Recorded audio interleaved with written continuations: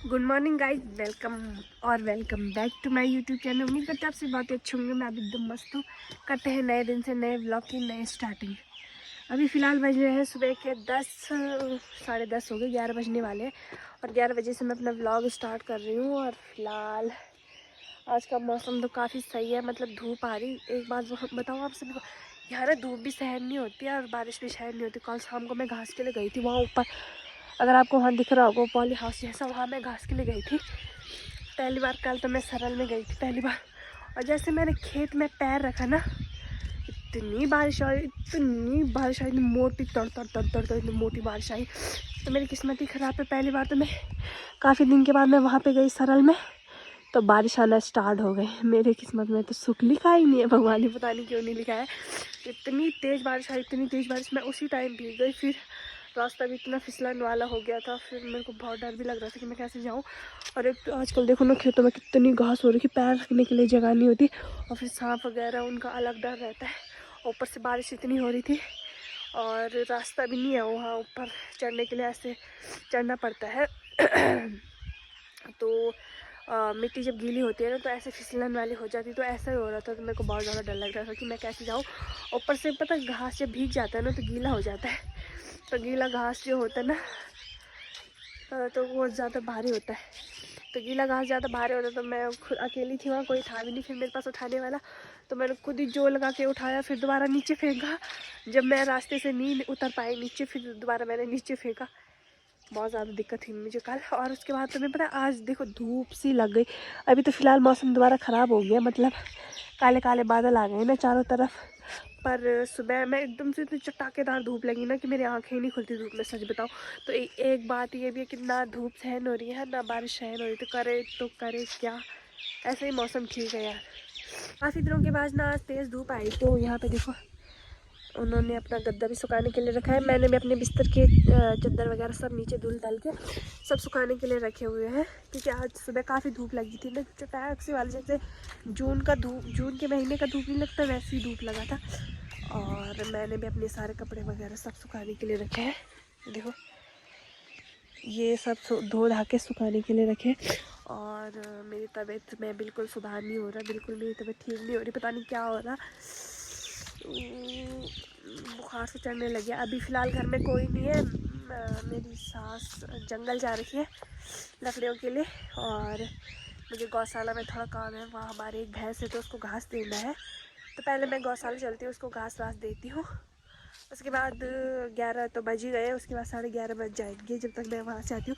ऐसे ज़्यादा दूर भी नहीं है, बस नज़दीक में है, यहीं इस बड़े वाले घर के नीचे ही है हमारी गौशाला। पहले मैं घास वास दे के आती हूँ, उसके बाद मैं खाना वाना बनाऊँगी। 12 बज जाएंगे, तब तक मेरी सास भी आ जाएंगी। तो चलो मेरे साथ मैं चलती हूँ। सीढ़ियाँ चढ़ने में कितनी दिक्कत आ रही, फिर मुझे ना सबसे बेस्ट एरिया लगता है ये सीढ़ियों वाला। पानी की यहाँ से मौसम भी काफ़ी सुंदर आता है, इस वजह से भी मुझे अच्छा लगता है। ये देखो आज पूरे घर वालों ने अपने कपड़े नीचे निकाल दिए। ऐसा होता है ना कि सर्दियों के मौसम में ना कपड़ों पे धूल लग जाती है, ऐसा कोहरा टाइप का नहीं लग जाता, और फिर बदबू भी आने लगती है। धुले धुले कपड़ों में बदबू भी आने लगती है। तो हमने भी देखो यहाँ से लेके यहाँ तक सारे धुल रखे। ये तो खैर मेरे बेड शीट है, तो मैंने सुखाने के लिए डाल रखी है। बेड शीट धो रखी है, बट मेरा कंबल रजाई है, मैंने सुखाने के लिए रखा है। बाकी मिट्टू लोगों के भी सारे देखो धुल के रखे हैं। छोटे बच्चों के कपड़े ज़्यादा दिक्कत करते हैं ना, छोटे बच्चों के कपड़े धुलने हर डेली हो जाते हैं धुलने के लिए, क्योंकि उनको बहुत दिक्कत होती है ना, बार बार टॉयलेट वगैरह करते हैं, तो अगर नहीं धुले तो बदबू आने लगती, तो इस वजह से। तो फिलहाल मैं पहले चलती हूँ गौशाला, क्योंकि हमारे घर में कोई है नहीं, मुझे ही जाना पड़ेगा। उसके बाद मुझे खाना भी बनाना है। तब मिलते हैं आपको थोड़ी देर बाद।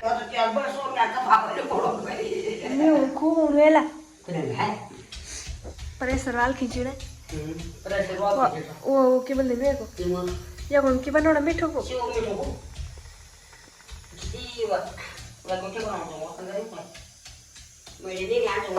मीठो माल काट से जुंगर था।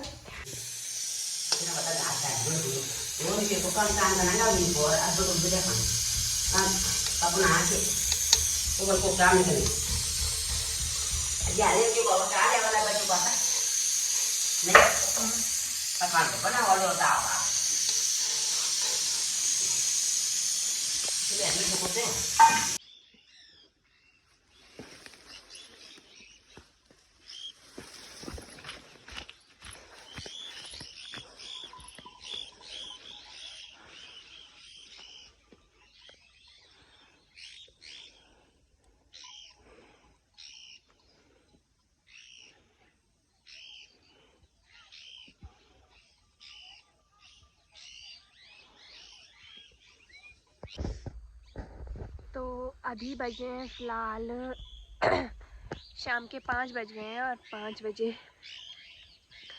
मैं आ रही हूँ अपने खेतों की तरफ, जो कि मेरा डेली वाला काम है। जैसे कि आप सभी को पता है, ये देखो खेत है ना, तो इनकी निलाई वगैरह करनी पड़ती है, मतलब झाड़ वगैरह निकल जाता है ना इनके, तो बैठ बैठ के उनका झाड़ सारा साफ करना पड़ता है, झाड़ निकालना पड़ता है। तो मैं आ गई यहाँ झाड़ निकालने के लिए। और इस रास्ते, ये वाला रास्ता है ना जो हमारे खेतों की तरफ आता है ना, ये आप देख सकते हो वहाँ से। ठीक है, यहाँ तक आने में ना बहुत ज़्यादा गर्मी हो गई, मतलब धूप इतनी लगती है ना इस रास्ते से, और फिर इतनी गर्मी हो रही, ऊपर से हवा भी नहीं चल रही। और यहाँ ना मौसम का पता ही नहीं चल रहा, इतनी तेज़ कड़ाकेदार बारिश भी हो ना, उसके बाद भी मौसम का वही हाल है, मतलब गर्मी उतनी ही हो रही है, पता भी नहीं चल रहा कि बारिश वगैरह आई होगी ना। पर शाम के टाइम पे फिर भी मौसम ठीक ही हो जा रहा है। पर जो हमारा खेत वाला रास्ता है ना, जहाँ से हम खेत के लिए आते हैं, वहाँ थोड़ा धूप लगी रहती है, तब ज़्यादा दिक्कत आती है। तो कल परसों ही मैं अपने खेत से बहुत सारे वो झाड़ू लेके गई थी, ये वाले देख सकते हो आप, ये जो देख सकते हो, जिनको हम झाड़ू बोलते हैं, तो हम इन्हीं का यूज़ करते हैं। हम मार्केट वाला झाड़ू नहीं लेते, वहाँ तो लेते हैं पर यहाँ नहीं लेते। तो सही तो है, हम मार्केट वाला झाड़ू नहीं लेते, यहाँ तो हो भी जाते हैं ना, पर यहाँ भी आप थोड़ा थोड़ा जंगली जानवर उनको पहले ही काट के मतलब नष्ट कर दे रहे हैं, तो मतलब उनके जो बीज होते हैं उनको खा दे रहे हैं, तो वो झाड़ू बनने के काम भी नहीं आ रहा, वो बड़ा हो ही नहीं पा रहा ना, उनकी छौंक जो होती है ना बड़ी हो नहीं पा रही, तो इस वजह से। तो जो हम कल परसों लेके गए थे उनके तो 2 झाड़ू बन गए हैं, अभी फ़िलहाल 1-2 झाड़ू यहाँ और होंगे, ये देखो सामने पे। और देखो कद्दू का बेल हमारा कहाँ ऊपर आ गया, पर मजाल हो जो इस पे एक कद्दू भी लगा हो, एक कद्दू भी। आपको दिख रहा होगा ना, तो मेरे यहाँ पे मतलब बहुत सारे पिंपल हो रहे, पता नहीं क्यों हो रहे, गर्मी की वजह से हो रहे, ठंडी की वजह से हो रहे, बस इसी एरिया पे हो रहे, मुँह के यहाँ पे पता नहीं क्यों हो रहे, काफ़ी दिनों से हो रहे, मतलब एक ठीक हो रहा है दूसरा निकल रहा है, एक ठीक हो रहा दूसरा निकल रहा है, मुझे पता नहीं है गर्मी की वजह से हो रहा है कि किस वजह से हो रहा है, मेरे को पता ही नहीं चल रहा। और मैं बोल रही हूँ ना, एक ठीक हो रहा है और फिर एक निकल रहा है। फिलहाल देखो यहाँ पे बहुत सारे हुए थे, 5 की 4 ऐसे हुए थे, और फिर वो ठीक हो गए थे। मेरे जो पिंपल होते हैं ना, वो अंदर नहीं रहते, मतलब वो सॉरी बाहर नहीं दिखते, वो अंदर के लिए ऐसे होते, अंदर के लिए होता है, बाहर बस हल्के ही दिखते हैं, जैसे आप देख सकते हो हल्के हल्के दिख रहे हैं, बाहर बस हल्के ही दिखते हैं और अंदर से बहुत ज़्यादा दर्द करते हैं। तो हम मेरे को ना अंदर वाले पिंपल होते हैं जो अंदर ही अंदर रहते हैं, बाहर नहीं आते, मेरी तरह वो अंदर ही अंदर घुटते रहते हैं, तो वैसे ही पिंपल मेरे पे भी हो रहे हैं। यहाँ ना सांप वाम का बहुत ज़्यादा डर रहता है ना, देखो घास कैसे हो रही है, तो सांप वाम का डर तो रहता ही। दादी आई थी मेरी यहाँ, दादी ने कहा मैं वहाँ जा रही हूँ, तू आ जाना। मैं दादी के सारे यहाँ आई, तो दादी तो यहाँ नज़र ही नहीं आ रही, और मैं यहाँ पे फ़िलहाल यहाँ पे देखो पत्थर में बैठ रखी हूँ, दादी तो यहाँ नज़र ही नहीं आ रही, पता नहीं कहाँ गई। तो मैं आपको बता रही थी कि मेरे को तो ये समझ नहीं आ रहा ना, देखो मैं डेली झाड़ निकालती हूँ और फिर डेली इतना ज़्यादा झाड़ हो रहा है, पता नहीं कहाँ से हो रहा है मैं जहाँ पे बड़ा बड़ा है ना वहाँ पे निकाल दी, फिर 2-3 दिन बाद आ रही हूँ, ऐसा लग रहा है कहीं पे निकाला ही नहीं होगा, 2-3 दिन बाद फिर से इतना ही बड़ा झाड़ हो जा रहा है, तो इसको निकालने में मुझे बहुत ज़्यादा दिक्कत हो रही है। शादी से पहले मैंने ये वाला काम कभी नहीं कर रखा है, झाड़ निकाला तो मुझे पसंद भी नहीं है वैसे भी, और ना ही मैंने कभी निकाला है। और यहाँ देखो शादी के बाद क्या क्या करना पड़ता है ना, कोई बात नहीं, शादी करी है तो करना तो पड़ेगा ही दोस्तों। डर भी लग रहा पर क्या करें, निकालना तो पड़ेगा ही, मैं नहीं निकालूंगी तो कौन निकालेगा। लोगों की लाइफ तो कितनी सेट होती है, मज़े होते हैं लोगों के, ऐसे ही होता है ना, लव मैरिज के साइड इफेक्ट यही होता है, या तो पति ही मिलेगा। ये देखो मैंने सोचा मेरे पीछे भूत खड़ा हो गया हो, ये देखो मेरे पीछे भूत है, मेरे को डर लग गई थी। वैसे भी आजकल भूत का बहुत कहर मच रखा है ना हमारे गांव में, सच बताओ तो भूत भूत जहाँ देखो भूत भूत, और मेरे को बहुत ज़्यादा डर लगे, और अजीब सी आवाज़ भी हो करके मेरे को लगा यार, मैंने पीछे देखा था ऐसा हो रहा था, मुझे लगा भूत आ गया मेरे पीछे। ओह माय गॉड, क्या करें। ये देखो फैशन के लिए नेल लंबे कर रखे, और हालत तो देखो इनकी क्या होगी। परसों मैं हॉस्पिटल में गई थी ना, मैं आप सभी को एक बात शेयर करती हूँ। परसों मैं हॉस्पिटल में गई थी, एंड मैंने आपको बताया था कि मैंने अपना टेस्ट वगैरह करवाए, शुगर टेस्ट करवाया, ब्लड टेस्ट करवाया, क्योंकि मेरी तबीयत ख़राब हो रही है तो टेस्ट कराने बहुत ज़्यादा ज़रूरी थे। तो मैंने, कोई आवाज़ लगा रहा मुझे, मेरे कानों में पता नहीं कौन सी भड़ास से आ रही कि कोई मेरा नाम ले रहा होगा जैसे। तो टेस्ट वगैरह करवाए तो बोलता है ना, जिसकी लाइफ में दिक्कत लिखी होती है वो शुरू से एंड तक ख़त्म नहीं होती। तो मैं भी उन दिक्कतों वाली में से एक हूँ। मेरी लाइफ में भी बहुत ज़्यादा दिक्कत है, बहुत ज़्यादा, बोले तो बहुत ज़्यादा। वैसे हॉस्पिटल में जाओ ना तो सब कुछ दिक्कत तो दिखाता ही है, बट अभी मेरी हालत कुछ गड़बड़ है ना, तो जिसकी वजह से मुझे अपना ध्यान रखना पड़ेगा। हाँ, किसी के लिए नहीं तो अपने लिए ही अपना ध्यान रखना पड़ेगा।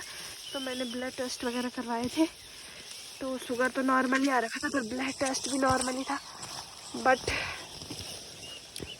शरीर में खून नहीं है मेरे।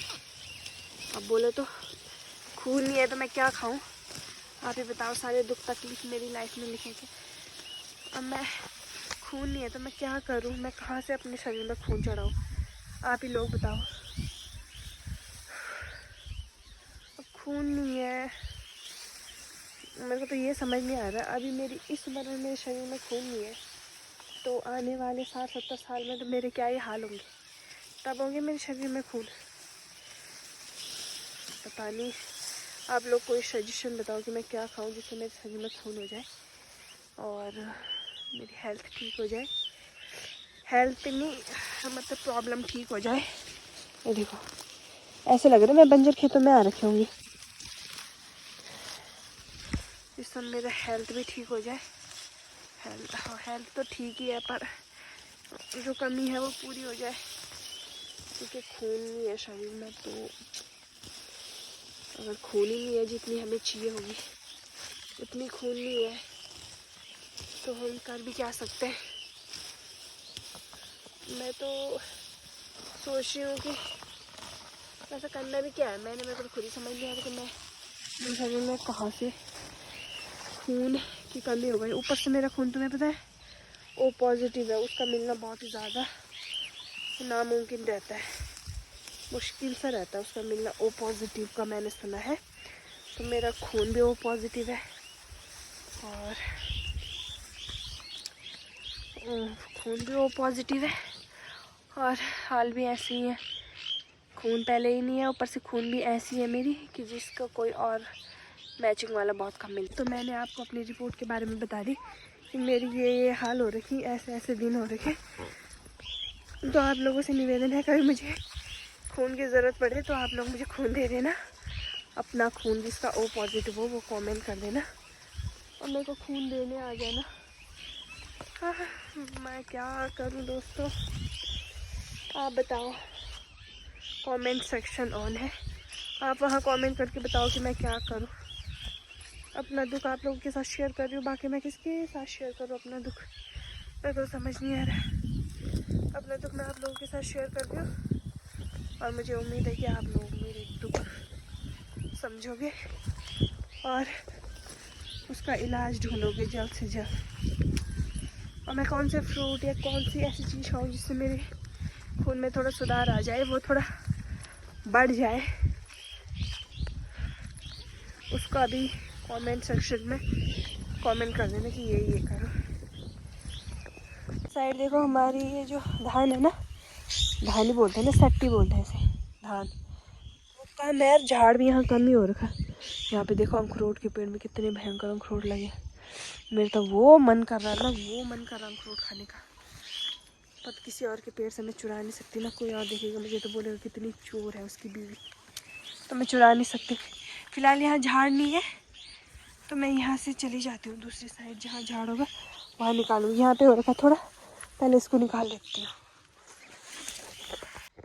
ये देखो, आज हम घर की कद्दू की सब्जी बना रहे हैं। साइड में ये घर का टमाटर, घर का प्याज और घर का लहसुन। हम 4 जने हैं तो इतना बहुत है हमारे लिए। तो आज सब कुछ घर का ही बनने वाला है, तो देखते टेस्ट कैसा आता है। वैसे मेरे हाथों में टेस्ट तो है, अच्छा खाना बनाती हूँ मैं। इतने लाल हाथ हो रखे तो ये किस काम के आएंगे। और मैं सोच रही हूँ जल्दी जल्दी खाना बना लेती हूँ क्योंकि मुझे थकान सी हो रही, मेरे कमर में दर्द सा हो रहा।